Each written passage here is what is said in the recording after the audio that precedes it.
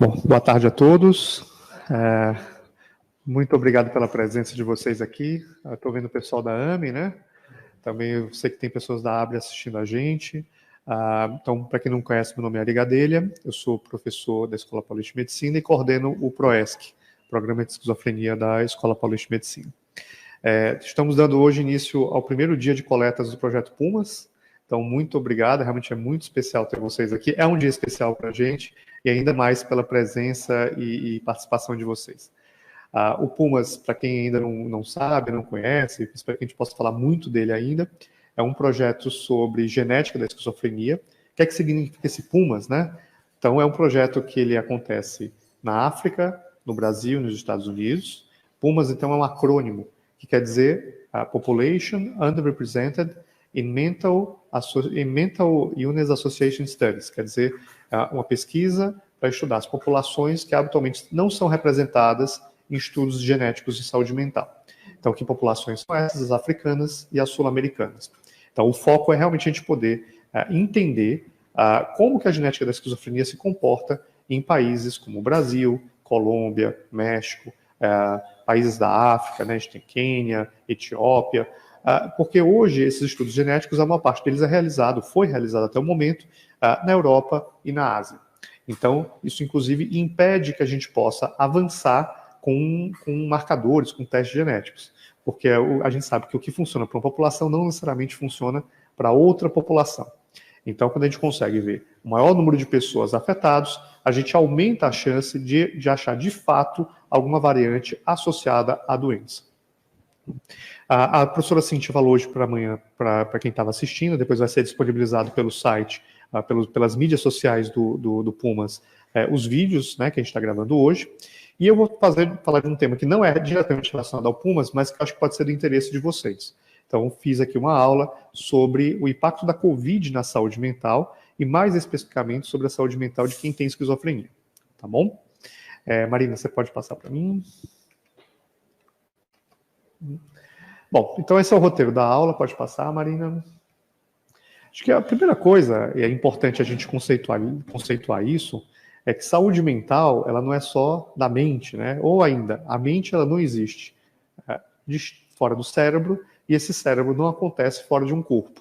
Isso vai ser fundamental para entender o porquê que a Covid, essa síndrome, né, e basicamente esse vírus, o SARS-CoV-2, tem um impacto tão grande, um risco tão grande de causar transtornos mentais. Porque exatamente ele afeta o cérebro, ele pode afetar diretamente o cérebro, e toda vez que a pessoa tem infecção, ela afeta o corpo. Então, naturalmente, as manifestações físicas vão estar envolvidas, e lembrar que a nossa mente, ela acontece na relação com o ambiente. E o ambiente, para o ser humano, ele é muito social. E aí, de novo, né, a pandemia ela afeta diretamente essa relação. A gente teve que ficar isolado, a gente teve mais dificuldade de ver as pessoas, nós tivemos que mudar a nossa rotina, ou seja, o vírus afetou as nossas relações. Então, é um vírus que afeta não só o corpo, o cérebro, mas também todas as relações. E isso mostra por que ele é tão fortemente relacionado a transtornos mentais. Por que a pandemia está tão relacionada a transtornos mentais. Pode voltar, desculpa. 2. Então, lembrar também que, assim, quando a gente fala de saúde mental, a gente pensa logo em doença, né? Então, vocês podem ver nesse slide a ideia de que você tem um grupo de pessoas que tem transtorno, que tem uma doença. Mas esse grupo é uma minoria, tá? A maior parte das pessoas vão ter outras questões relacionadas à saúde mental. Tem as pessoas que não têm nenhum problema, estão muito bem com as suas emoções. Tem pessoas que têm problemas de saúde mental, né? Ou seja, estão mais tristes ou mais ansiosas, mas isso ainda não virou uma doença, porque ainda não gerou um impacto tão grande no seu dia a dia. E aí, quando a gente observa essa pirâmide, a gente vê que se a gente olha só para quem tem doença, a gente está olhando para a ponta do iceberg, né? E a gente deixa de olhar para as outras coisas que estão acontecendo.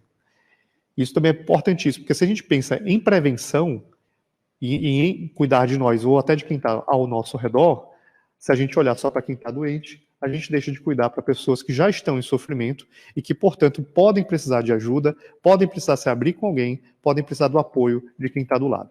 Então, quando a gente amplia o olhar para a questão da saúde mental, não só para quem tem doença, mas para todas as manifestações do que essa saúde mental pode se apresentar para a gente também consegue sensibilizar o olhar e ter uma abordagem mais preventiva de promoção de saúde mental, o que é essencial para a gente poder mudar o cenário que essa pandemia está causando. Pode passar? Bom, lembrar que eu já falei para vocês, mas isso aqui é fundamental. O indivíduo não adoece sozinho, a mente não acontece isolada do meio, e esse meio é um meio relacional. Tá? Então, normalmente, quando você adoece nas relações. Ou, pelo menos, o seu problema de saúde mental vai afetar o seu mundo de relações. E é por isso, né, que a gente tem vários familiares aqui. A gente sabe que a esquizofrenia não é uma doença que afeta só a pessoa, ela afeta a família, ela afeta o grupo social no qual ela está inserido. Então, quando a gente amplia o olhar para entender esse mundo de relações, a gente também ganha não só uma percepção melhor de por que a gente está sendo afetado, mas também a possibilidade de ter uma intervenção. Então, por isso também, se a gente intervém só na pessoa que está sofrendo, muitas vezes a gente não consegue mudar o panorama, porque a gente não está intervindo nessas relações que vão sendo estabelecidas. E às vezes, quando a pessoa já tem um problema, aí voltando para a esquizofrenia, não só para a Covid, há mais tempo, né, as relações também ficam um pouco atrapalhadas, né, um pouco prejudicadas, e aí se a gente não cuidar dessa relação, a gente não consegue mudar de fato o que está acontecendo naquele ambiente familiar, naquela comunidade. Então a gente tem que ter essa visão de que as doenças elas afetam o indivíduo, mas elas se dão e afetam também as relações. Pode passar. Agora sobre a pandemia, né? Existem algumas perguntas e eu vou ser bem honesto com vocês. A verdade é que boa parte dessas respostas nós não temos ainda. Nós não temos. Está no meio do furacão. Tá certo? As coisas não estão claras. A cada dia sai uma nova notícia. Vocês acompanharam, todo mundo passou por isso, né? Em março se falava uma coisa no ano passado, depois em abril, em junho, em outubro. Agora a gente já está mais de um ano e meio depois. É um cenário muito dinâmico. Os dados estão sendo gerados, mas eles ainda não são consolidados. Então eu queria ressaltar isso para deixar muito claro para vocês que o que eu vou apresentar aqui pode ser uma verdade transitória, tá bom? Então a primeira pergunta é: a Covid, a pandemia, aumentou a incidência dos transtornos mentais? A verdade, então, aqui tá claramente, a gente não sabe, tá certo? Dependendo muito do estudo, os estudos vão colocar que sim, outros que não.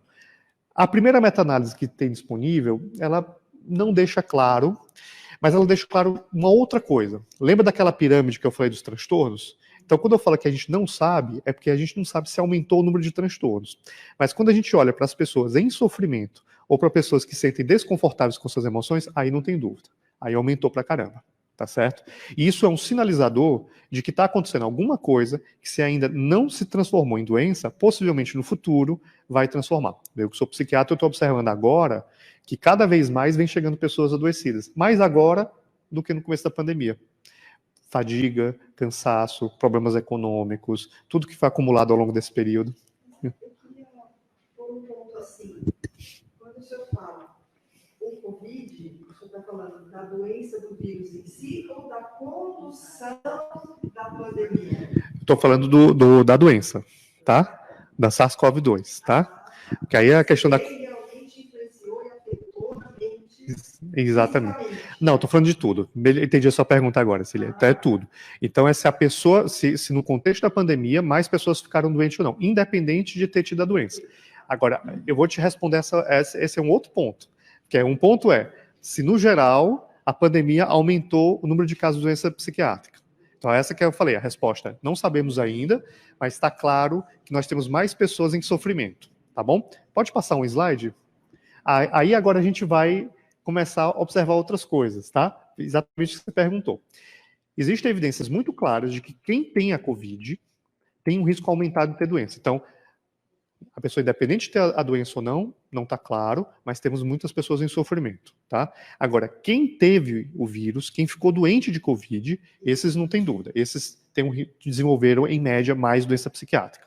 Eu falei em média, né? Porque não é todo mundo que vai desenvolver, mas a gente observa um número maior.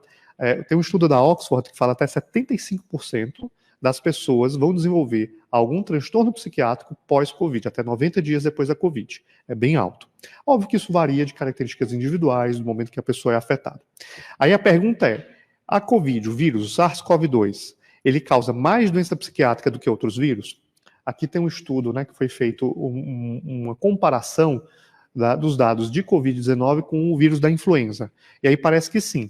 Essa faixa, né, em amarelo, será a proporção de pessoas afetadas por a doença psiquiátrica pós-Covid ou que tiveram Covid. E ela é claramente maior do que o do influenza. Um dos motivos possíveis é que tem evidências muito claras que o vírus da SARS-CoV-2, o SARS-CoV-2, a Covid-19, para ficar mais fácil, ela pode infiltrar o sistema nervoso central. Então, entre as pessoas que têm Covid, qual é o sinal que, uma vez presente, indica invasão do sistema nervoso central? Você teve alteração do olfato? Então, o olfato é mediado por células nervosas que vão até o cérebro, né? Então, quando você tem alteração do olfato, aumenta ainda mais o risco de desenvolver um quadro psiquiátrico pós-Covid, porque isso é evidência de que o vírus entrou no seu sistema nervoso central, tá certo? Ou seja, quanto antes você bloquear, né, a ação desse vírus, né, menos perigo para a pessoa. Como a gente não tem como bloquear o vírus, né, o que a gente pode fazer é ficar atento, cuidar o mais rápido possível, né, exatamente, assim, sintomáticos, etc. E para aqueles casos mais graves, aí o corticoide, né, mas só para quem está hospitalizado, tá? Em relação à pandemia, pode passar mais um? Acho que uma outra coisa também que a gente fala pandemia, como se tivesse uma única pandemia. Isso, obviamente, não é verdade. Existem muitas pandemias, cada um passou por uma trajetória diferente de pandemia, tá? E quando a gente observa o efeito da pandemia sobre a saúde mental, fica muito evidente que ela é desigual, né? Por que ela é desigual? Porque pessoas que estão, por exemplo, pessoas jovens foram mais afetadas, né, mais do que os mais velhos, em termos de saúde mental. Tá? Pessoas que têm perda de renda, né? Então as pessoas que ficaram desempregadas ou que já lutavam com a situação econômica mais desfavorável, elas são mais suscetíveis não só a pegar o vírus, como a ter mais problemas de saúde mental, independente do vírus ou não. Tá? Mulheres que têm filhos, que essas mulheres tiveram que trabalhar e cuidar do filho dentro de casa, então isso foi um estresse muito grande para elas. Os profissionais da linha de frente, então as pessoas que estavam ali diretamente ligados com o tratamento tiveram maior risco de desenvolver doenças psiquiátricas. Então, não existe uma única pandemia. Essa pandemia, ela afeta as pessoas de forma diferente porque ela afeta dentro do seu contexto relacional. Então, sem entender o contexto relacional, a gente não pode dizer que ela afeta em 70%. A gente tem que tentar levar para o contexto daquele indivíduo. Pode passar? Mais uma. Bom, aí aqui a Cília tinha colocado essa questão, né? A gente tem uma relação que é complexa. Vamos lá. Primeiro, quem tem Covid-19 tem mais transtornos mentais? Como mostrei para vocês. Em termos de doença, quem tem Covid-19 tem mais transtornos mentais, sim, né? Tem um maior risco. Agora, a outra coisa que não está muito clara é se quem já tinha transtornos mentais teve mais risco de desenvolver Covid-19. Alguns estudos mostram que sim, outros que não. Mas, por exemplo, no levantamento que eu fiz no ProESC, para mim não ficou claro que aumentou o número ou seja, as pessoas com esquizofrenia tiveram mais risco de desenvolver Covid. Agora, o que é um pouco mais claro é que quem tem um transtorno mental, principalmente os transtornos mentais graves, se tem Covid, tem risco de desenvolver formas mais graves da doença. Então, explicando de novo. Eu tenho esquizofrenia, eu tenho mais risco de pegar Covid? Não por ter esquizofrenia, tá certo? Mas eu tenho esquizofrenia e peguei a Covid. Eu tenho risco de desenvolver formas mais graves? Sim. Por quê? Porque a gente sabe que a maior parte das pessoas que têm esquizofrenia são tabagistas, sedentários, obesos, né? Então você tem mais comorbidades clínicas, isso já justificaria, né? Então isso é um fator importante. A gente sabe também que essas pessoas levam mais tempo a procurar ajuda, né? Porque elas muitas vezes ou não relatam sintomas, ou quando relatam, vão no posto de saúde e o pessoal fala, não, isso aqui não é nada, né? Você tem mais dificuldade em ter acesso ao sistema de saúde. Então, por diversos motivos, parece que uma vez que a pessoa tem, ela está exposta, não necessariamente pela doença, esquizofrenia, mas pelas circunstâncias associadas à esquizofrenia, a serem tratadas de forma adequada. E muitas vezes isso leva a uma gravidade maior de doença. Tá bom? Então isso tem que servir a um alerta que os pais, os familiares, para os pacientes, tem que estar muito atento. E se ele desenvolve Covid, né, já fica de olho se a coisa está evoluindo bem ou mal. Se der algum sinal de que não está indo bem, já leva no pronto-socorro, já vai fazer uma avaliação clínica, já faz um cuidado, não espera muito. A gente não pode ficar esperando o quadro complicar, tá bom? E aí vai seguir as orientações de quem avaliar, tá? Os sintomáticos, se for necessário, a hidratação, ficar de olho, né? Então é importante. O outro dado que a gente tem que ficar de olho aberto são com os familiares, né? Onde é que o paciente pega a Covid? Na família, porque a maioria deles não sai de casa, né? Ou não sai de casa sozinho.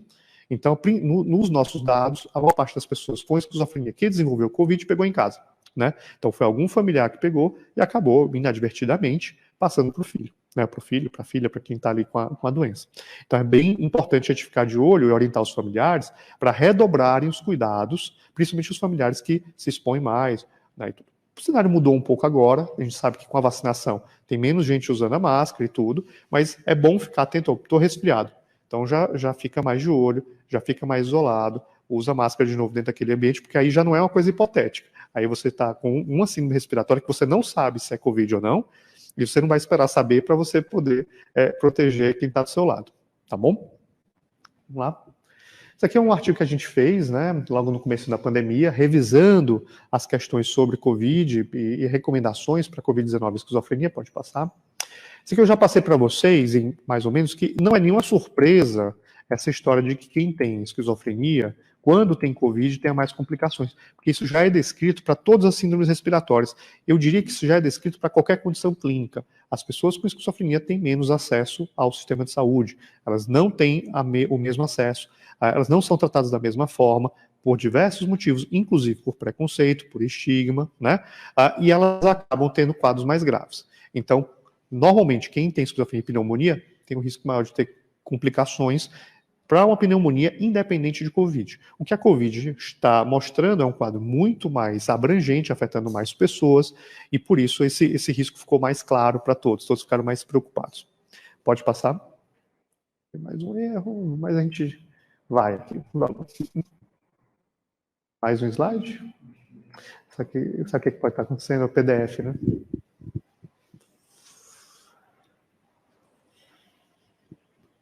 Bom, pode falar.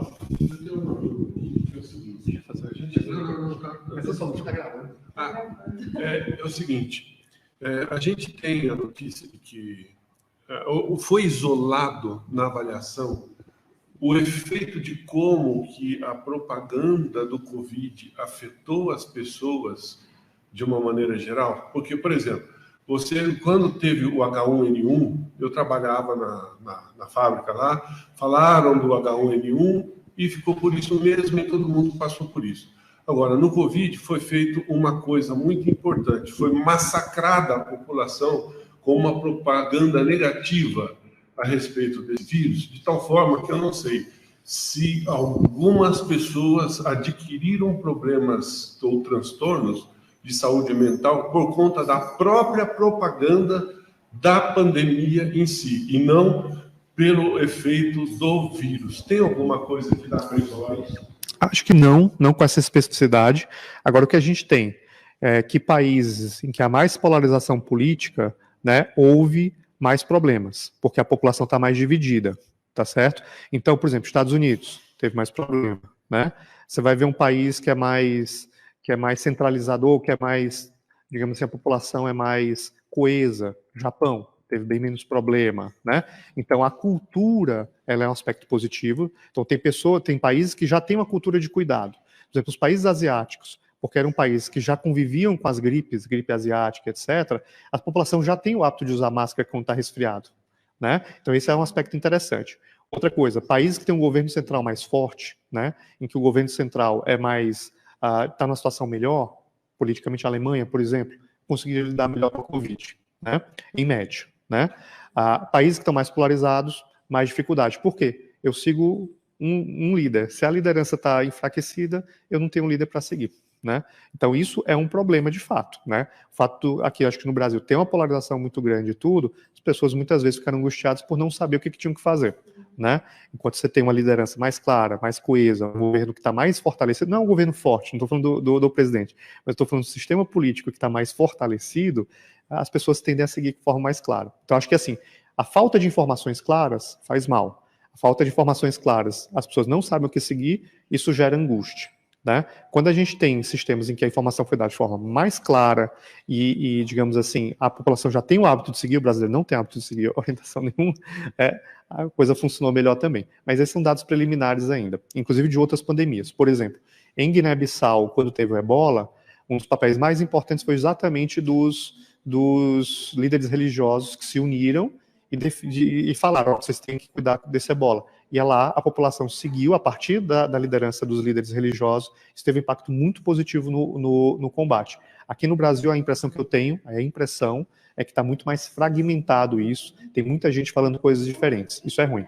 Ou seja, a liderança dividida prejudica a saúde mental. Sim, acho que nesse caso em especial, sim. Tá? Porque as pessoas não sabiam exatamente o que seguir. Tá? Bom, isso aqui é um dado também por outras pandemias, que é interessante, né? As pessoas com esquizofrenia para pandemias anteriores, quando elas eram orientadas a seguir as orientações, de uma forma, digamos assim, surpreendente, elas seguiam, né? Então, assim, qual que é a importância desse dado?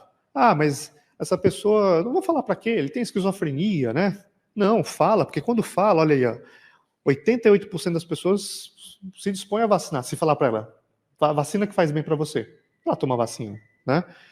Isolamento, 73% cumpriram o isolamento quando eram orientados ao isolamento, né?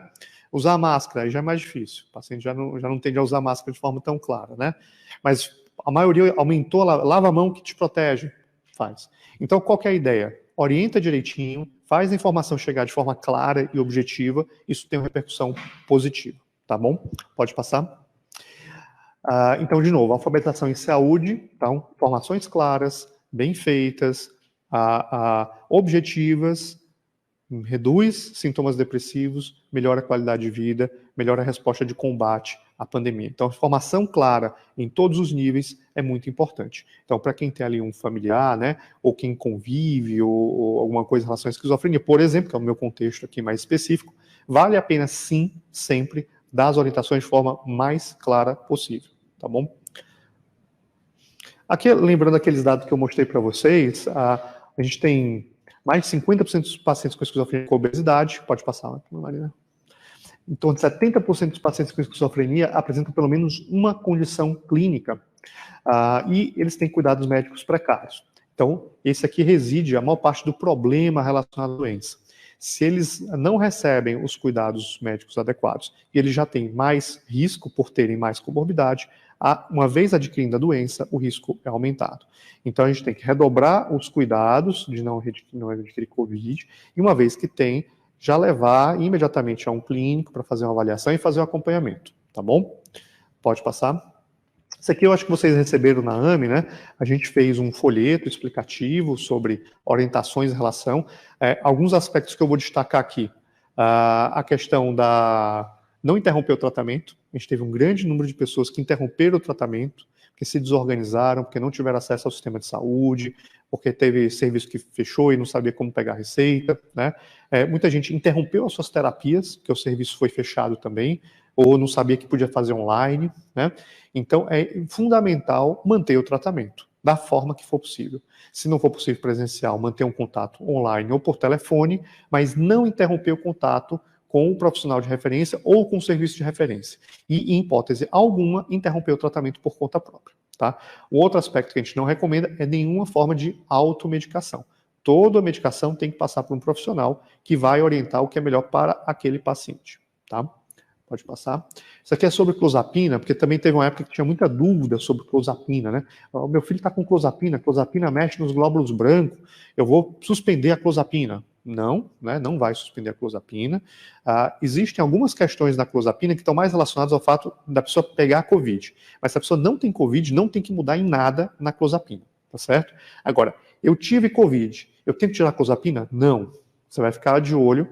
E aí tem 3 sinais ali, porque o tratamento para a Covid, ela pode mudar o nível de clozapina no sangue, tá certo? Dependendo do tratamento que é feito. Então, ela pode aumentar o nível de clozapina e induzir toxicidade por clozapina.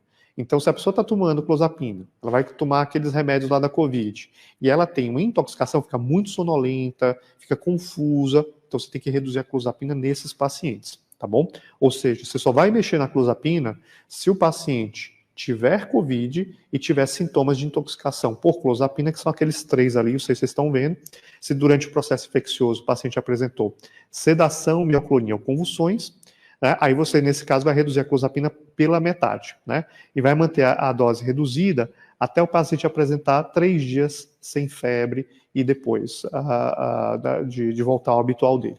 Então, a única situação que você vai se preocupar com a clozapina é se ele tiver Covid e tiver sintomas de intoxicação por clozapina, tá bom? Que não acontece em todos os pacientes. Aqui eu falei um pouquinho dos dados do PROESC, né? Pode passar. A gente fez um levantamento, esse estudo ainda não foi publicado, pode passar. Então, a gente avaliou 192 pacientes aqui no PROESC. A gente teve, até novembro do ano passado, apenas 11 casos, né? Quando a gente fez o levantamento inicial, todo mundo achava que ia ter uma epidemia muito grande, muito forte de Covid entre as pessoas com esquizofrenia, achando que não seguiriam as orientações sanitárias e etc., falta de cuidados higiênicos. Isso não foi o que a gente observou. Talvez o próprio retraimento das pessoas, a tendência delas a ficarem em casa, né? Muitos pacientes têm sintomas negativos, os protegeu, tá? Então, acho que isso foi um dado interessante. Pode passar? A gente teve só um caso de óbito no PROESC, tá? Um paciente que teve uma doença de evolução muito rápida. Então, ele teve os primeiros sintomas, em 2 dias teve um AVC, né? Teve uma trombose, né? Muito grave, assim. Foi uma coisa muito catastrófica. Paciente jovem, 30 e poucos anos, teve uma evolução muito rápida, muito letal. E depois, quando fez o teste de sangue, né? Ninguém entendeu por que ele evoluiu, tinha tido a Covid, né? Pode passar. Apesar das taxas no PROESC aparecerem um pouco mais altas do que no Brasil e São Paulo, essas taxas são gerais. Quando a gente corrige para nível socioeconômico, etc., a gente não observou um nível de uma incidência, um aumento do número de casos de Covid, né? Agora, por conta desse caso letal, entre os 11 que tiveram diagnóstico, a taxa de letalidade foi aparentemente mais alta, né? E faz sentido se a gente considerar que os pacientes tomam muitas medicações, têm muitas comorbidades e às vezes vão ter mais dificuldade de ter acesso ao sistema de saúde. Pode passar. Mas assim, não tem conclusões definitivas. A impressão naquele momento é que os pacientes tinham tido menos acesso a testes de Covid, que eu acho que isso é uma coisa importante, e o impacto do isolamento social. O impacto do isolamento social pode ter ajudado os pacientes no primeiro momento, mas a gente agora está preocupado com o que aconteceu com esses pacientes que não se trataram, que interromperam suas terapias, que deixaram de participar de grupos, né? Qual que vai ser o impacto disso a longo prazo nessa população? A gente vai ter que repensar e cada vez mais retomar algum tipo de tratamento independente da Covid, porque a vida está voltando, a maior parte das pessoas está vacinada e a gente não pode mais aguardar para fazer as intervenções tão importantes para essa população, né, por conta da pandemia. Passar. Então, assim, em relação à questão mais ampla, né, sobre o impacto da pandemia na saúde mental. A gente tem algumas pessoas que estão em risco, mais risco do que outros, aquelas populações que eu falei para vocês. Se a pessoa tem alguma mudança no padrão de comportamento, então isso vale também não só para paciente com esquizofrenia, mas para os familiares, para os amigos de vocês e tudo. Então ele deixa de trabalhar, ele não quer ir mais para a escola, ele está mais irritado, está mais aborrecido, está mais choroso. Então são evidências de mudança de comportamento. Essas pessoas, vale a pena uma conversa, vale a pena você perguntar se está tudo bem, se quer uma ajuda, né? Porque é assim que a coisa vai acontecendo. Pode passar, bota. Então, sintomas de sofrimento psíquico. Para quem tem esquizofrenia, então, a pessoa, por exemplo, né, começa a ter uma agudização dos sintomas, começa a ficar mais desorganizado, então tem que ficar de olho, está acontecendo alguma coisa, né? Não vamos esperar para ver. O paciente já começa a ter alguma coisa que lembra o início de crise dele. Busca o profissional de referência, fala, olha, ele não está legal, não sei o que está acontecendo. Vamos ficar mais de olho, vamos prevenir, vamos interromper as coisas antes que a crise se instale. Queda no rendimento escolar e profissional também é um marcador. Se a pessoa tem um hábito e tem uma produção, se ela tem uma mudança abrupta, uma mudança muito significativa nesse padrão de funcionamento, também é um indicador de que ela está em risco de desenvolver um transtorno mental relacionado, né, nesse contexto da pandemia. O que fazer? Acho que a ideia é a prevenção para si e para os outros, né? Então eu tenho que cuidar de mim e tenho que cuidar de quem está do meu lado. Para cuidar de mim, atividades físicas, zelar pelo sono, evitar excesso de bebida, né, todas essas medidas que são tão importantes, manter os tratamentos que eu já vinha fazendo anteriormente, evitar o excesso de informação. Teve aquela época que a gente ficava o dia todo vendo notícia, né? Então isso ali é muito pesado, são notícias muito negativas, então a gente tem que se blindar para ver essas notícias, filtrar um pouco mais, reduzir o tempo de telas, porque isso é muito puxado, né? Isso respondeu a mim. Tá certo. Esse tipo de atitude respondeu a mim. Uhum. De excesso de tela, né? Eu acho que isso é uma medida para qualquer momento, viu? A pandemia só exacerbou, mas a gente fica muito tempo exposto a notícias, essas notícias normalmente, elas, independente do momento, elas têm um cunho negativo, porque é assim que se vende notícia, né? Então a gente tem que tomar um cuidado a se expor muito a isso, e a ficar muito tempo na tela, porque a tela acaba gerando uma sensação de dependência, né? A pessoa não faz mais nada da vida, fica ali só na tela. Então é importante levar a pessoa para o dia a dia, levar para situações mais produtivas, porque isso vai ser protetor. Tá? Então isso aí vale, a pandemia exacerbou, mas isso é uma coisa que é uma recomendação geral. Tá? Nesse caso, o Daniel me surpreendeu, porque ele, além dele não ficar, bom, todos nós fizemos, eu, meu marido e ele, e as minhas irmãs, a minha família, eu não vejo a minha família há mais de um ano, desde fevereiro, quando foi fechado o primeiro lockdown. Eu não vejo, a minha irmã mora aqui do lado, minhas duas irmãs, minha prima, minhas sobrinhas, a gente não se frequenta a casa de uma, porque eles trabalham, né? E nós já somos aposentados, o Daniel também tem problema de insuficiência renal, eu tinha muito medo, ele não sai de casa, só sai de casa de carro com a gente para dar uma voltinha. Mas o Daniel me surpreendeu, porque ele não ficou impressionado, ele não teve nenhuma alteração de comportamento, a medicação continuou normal, ele começou a ter logo em seguida tanto o psiquiatra como o psicólogo online, e eu não senti, né, Dani, você não se sentiu afetado, né, pela Covid? Pela Covid? É. Não, o único problema da Covid foi o isolamento social, a falta Da família. Falta de ter ocupação, mas essas coisas. Eu acho que é isso. A ansiedade sobe um pouco, Acho que também cada um foi afetado de uma forma. No PROESC, a gente não viu uma manobra de crises. Por exemplo, assim, muitos pacientes entrando em crise. Isso a gente não teve. O que foi uma surpresa, porque a gente achou que fosse ter mais crise, né? Por tudo que a gente está conversando. Não percebemos isso. Agora, para alguns pacientes, sim. Tem paciente que começou a delirar com a pandemia. Isso aconteceu, né? Mas é porque de novo, você não pode generalizar casos específicos. Quando a gente olha o macro, eu não tenho a impressão que nós tivemos mais crises nesse período entre os pacientes do que o que seria esperado pela evolução natural da doença e uma doença que corre com crises, né? Cada família é assim, os contextos daquilo que a gente falou, né? Ele não é igual. Uma família não é igual a outra, a situação não é a mesma. Então não dá para generalizar. A gente pode entender que existem impactos. Se eu me sinto muito ameaçado, se eu não consigo filtrar aquelas notícias, por exemplo, isso pode me afetar muito, muito duramente, né? Se eu fico completamente alheio ao que está acontecendo e saio na rua sem usar máscara, pode ser ruim também. Então é a questão de dosar, é saber que informação vai ser interessante para mim, em que contexto. E na minha relação. Então tem pessoas como o Daniel que não foram tão afetadas, tem pessoas que nem uma notícia já ficam muito mal. Essas pessoas não podem ficar vendo notícias o tempo todo. Então tem gente que é mais afetada, tem gente que é menos afetada. Mas de um modo geral, quanto menos tempo de tela, melhor. Tá? Bom, outra coisa importante é evitar a automedicação, muita gente se medicando, tomando remédio para ansiedade, tomando remédio para depressão, aumentando dose, indo procurar remédio sempre tem a pessoal das mães, e esse aqui, essa erva aqui, não sei o quê, não, isso aí não, esse chá, não, isso é bom para quem vende o chá, né, mas para a família não.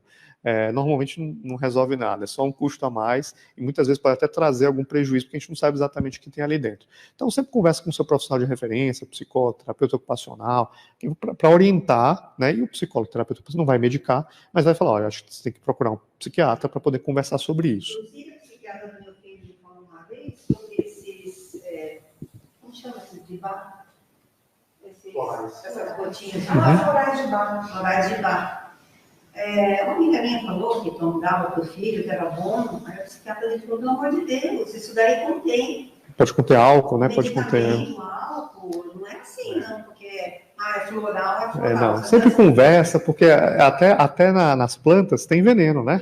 Então, não é porque é vegetal que necessariamente é isento de risco. Então, mas isso aqui é só um chazinho, isso aqui é só um... Não. Sempre conversa. Exatamente, pode fazer. Então a gente tem que tomar cuidado. Mas basicamente aqui temos um problema no Brasil, porque a maioria dos brasileiros gosta de automedicar, né? Gosta de pegar remédio aí por conta.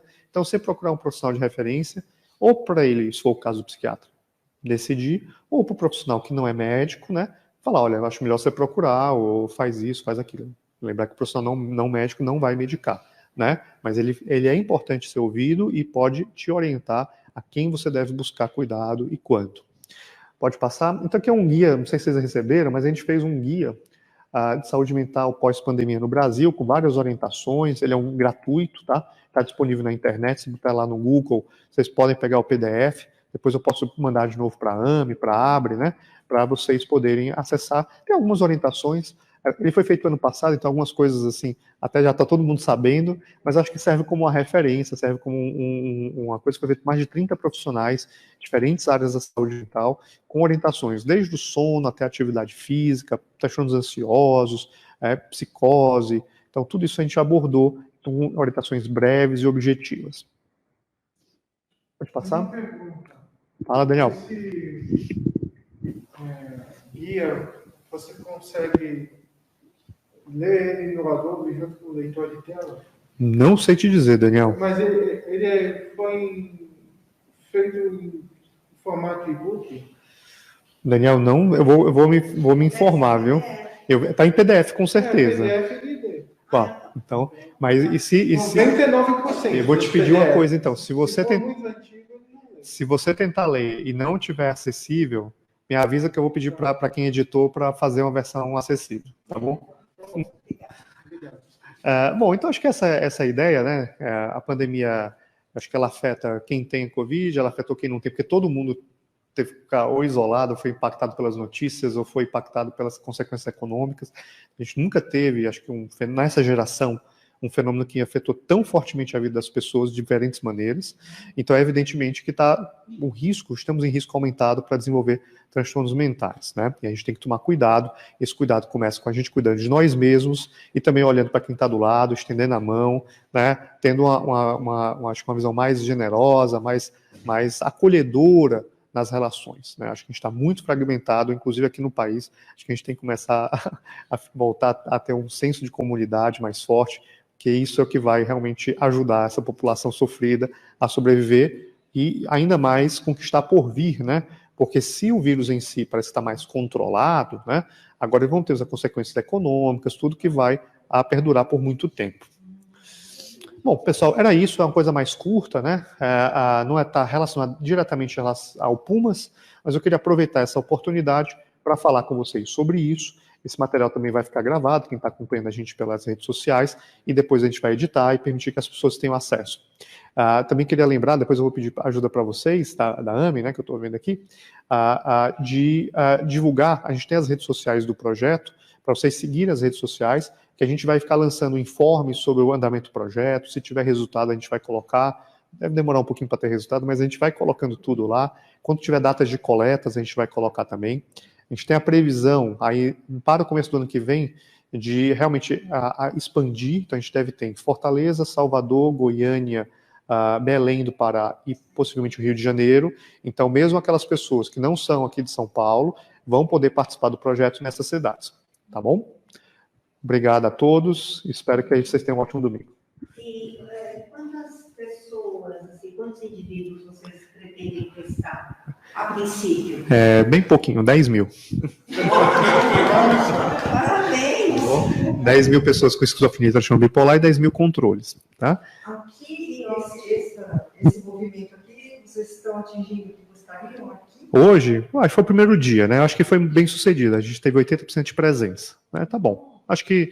O bipolar vai caminhar seguido com Sim. o meu marido bipolar? É que a gente não pode ter duas pessoas da mesma família. Nesse momento, não podemos ter família. A gente não pode ter duas pessoas da mesma família, porque senão isso enviesa a análise genética, entendeu?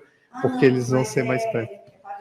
Tá? Não, se não for pai, pode ser, já pode marcar para a próxima. Só não pode ter, então se tiver dois irmãos afetados, a gente não pode colocar os dois, a gente só pode colocar um. Nesse momento, pode ser que mais para frente a gente faça outros estudos, porque a ideia do Pumas, né, que esse projeto, é que vão ter outras pesquisas associadas. E aí é importante a gente ter essas redes sociais, essa participação, que assim que tiver outros protocolos, a gente pode chamar também outras pessoas, ou até familiares, mas no futuro, não nesse momento atual. Eu acho muito interessante, porque quando o Daniel começou a perder a visão em 1999, com 17 anos, ele estava se tratando na Unifesp, departamento de retina in vitro, e eu conheci uma moça, isso foi em setembro de 99. Em outubro de 99, eu conheci a Maria Júlia, e a Alzira, que elas estavam fazendo esse trabalho que o senhor está fazendo agora, elas estavam fazendo naquela época com relação à retinose pigmentar. Eles não sabiam a quantidade de pessoas de retinose pigmentar no Brasil e na América Latina. Eles não tinham números, por exemplo, de consanguinidade, que é um dos fatores da retinose, primos que casam com primos, né? E hoje, a semana passada, eu recebi um convite do Grupo Retina, que eles estão fazendo o programa genético do gene RP65. O Daniel colheu o material, foi para os Estados Unidos, demora 60 dias. Se a deficiência visual dele estiver no cromossoma do gene 65, ele tem chance de voltar a enxergar. Olha que coisa boa, hein? E foi através da Unifesp com o pessoal do É isso que algum dia a gente quer chegar para a esquizofrenia. Tá? Eu estou estudando essas, né? Hoje a gente vai estudar, vai sequenciar, não, a gente vai sequenciar. A gente vai ter um sequenciar, que é o mais avançado, né? Então a gente vai ter um panorama todo. Só que isso isoladamente não quer dizer muita coisa hoje, né? Porque são tantas variantes. É só quando a gente conseguir juntar um grande número de pessoas que a gente vai conseguir identificar que variantes estão afetadas em quem tem esquizofrenia e quem não tem. Hoje a gente tem um mapa genético muito pobre da população brasileira e isso dificulta o nosso resultado, tá bom? Ele não pode se basear em outros países. Exatamente, totalmente diferente. Aqui a gente é muito mais miscigenado, tem muito mais coisa, já tem uma população que já está, né, aqui há muitos anos, então são variantes novas. Quanto mais variantes, quanto melhor o mapa, maior a chance da gente achar. E eventualmente, quem sabe, algum dia a gente pode ter um tratamento específico para um tipo de problema, né? Então acho que essa é a ideia. Pessoal, eu vou ter que interromper porque eu vou ter que voltar para as coletas. E a gente eu vou precisar muito da ajuda da AME, da ABRE para fazer esse agendamento, né? Para ajudar a recrutar as pessoas, identificar. E quem sabe isso não pode ser até uma oportunidade de expandir as ações da AME, de que vai ter o estudo envolvido, a gente vai ter uma parceria, etc. Então, acho que até nos dias que a gente marcar a coleta, vocês podem divulgar o trabalho da AME, vai ter pessoas que não são da AME ou da ABRE, né? Para a gente ir aumentando, as pessoas ouvirem mais, falar das associações que são tão importantes. Tá bom? Claro, ótimo. É isso, obrigado. Nós que agradecemos.